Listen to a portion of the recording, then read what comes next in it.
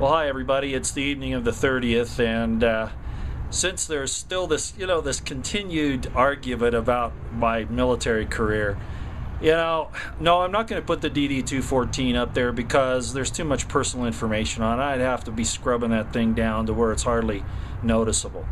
But what I am going to give you is an OER that I received. I've actually erased my Raider's name, the full colonel that I worked for, because I don't think he should be dragged into this. But I've left General Petraeus's signature block on there because I've already said that he was my senior Raider and that I had worked under him. So I'll show you that. It shows when it was done, shows my rank, and with General Petraeus's signature. And I might add, okay, that I also erased my social security number. Now people are going to say, oh, you could forge that, it's probably forged. Gee whiz, what do you expect on YouTube? What else can I do? I'm not going to send you each a hard copy of this. So, the guys that keep asking for this information, it's because, they say they can't find the information at the NPRC or this or that or whatever. And the fact of the matter is they can't get all my records. That's just the way it is. And, so at any rate, I hope this puts it to rest. And if it doesn't, well, all you can do at that point is just, look at the other circumstances, I guess. I'm also going to include a piece from the Deseret News in Salt Lake City, Utah, that shows the TAD bomb hoax. Somebody on here, a couple of different people have said that I created the hoax or whatever. The story behind that was that I was the assistant provost marshal responsible for the chemical storage weapons depot in the south, and they found a bomb. The civilian police did, in the morning, the federal police.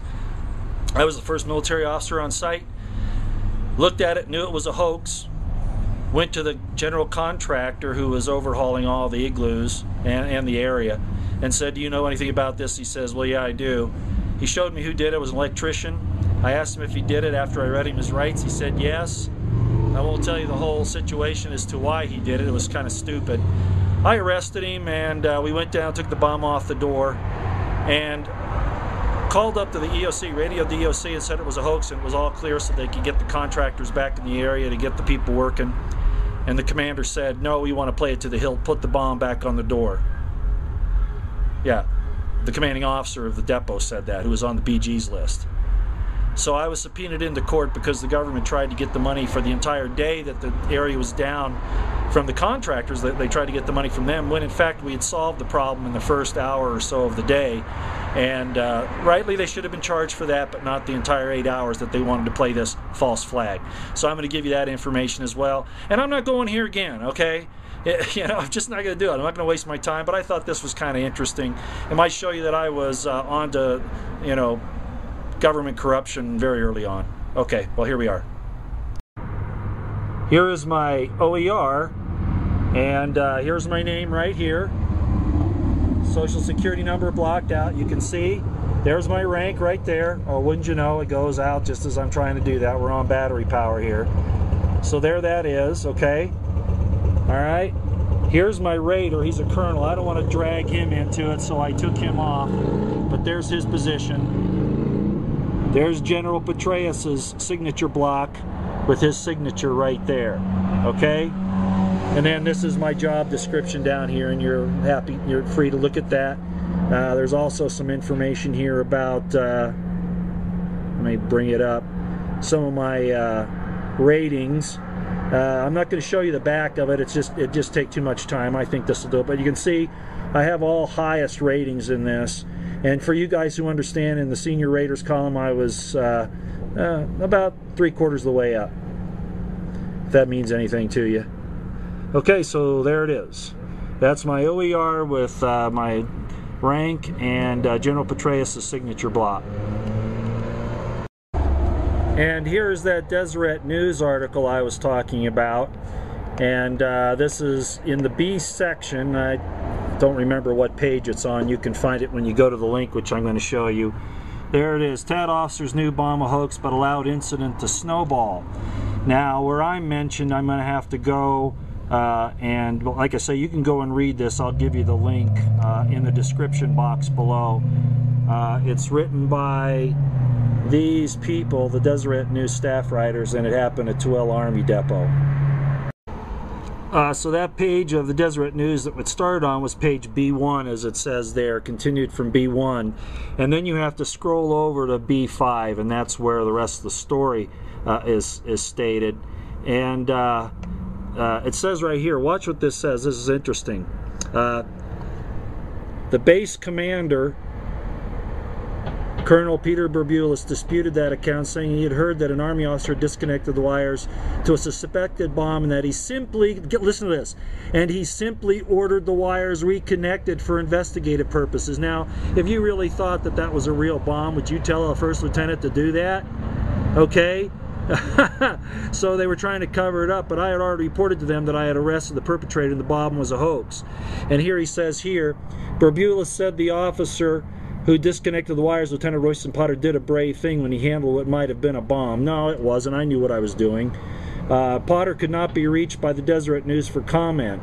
However, I was called into court to testify in behalf of the contractors, like I was saying, so that they didn't get stuck with the entire bill. So anyway, I just thought I'd show you that. So in other words, I'm done with this, okay? I'm not going here anymore. And as I said, the DD-214 is not something I'm going to put up. It just isn't going to happen, as it won't with any of those other gentlemen that I've talked about, you know, Lieutenant General Boykin, you know, Admiral Lyons, Lieutenant Colonel Schaefer, etc., etc., etc. We just don't do that. It's probably even too much for me to put this OER up there, but like I said, I've already mentioned Petraeus' name, so what the heck. And you've got this this little story about me arresting the bomb hoaxer, then being told by the base commander to put the bomb back together, put it back on the door. The rest of the story is this. I knew then that it was ridiculous. I went up to the EOC, that's the Emergency Operations Center, and tried to see the commander, who refused to see me because he was in with the Major General, his boss from DARCOM, who he was trying to impress, I guess.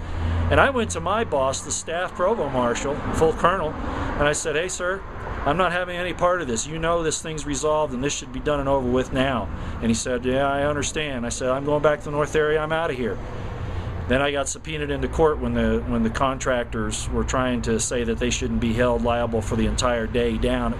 The commander kept the base shut down for the entire day when we could have had it open within an hour after the hoax. In other words, the whole incident started about 07:30. It was over with by 0900. But he kept the base closed to play out this little game until 1700 that afternoon or thereabouts. And I didn't play ball, okay?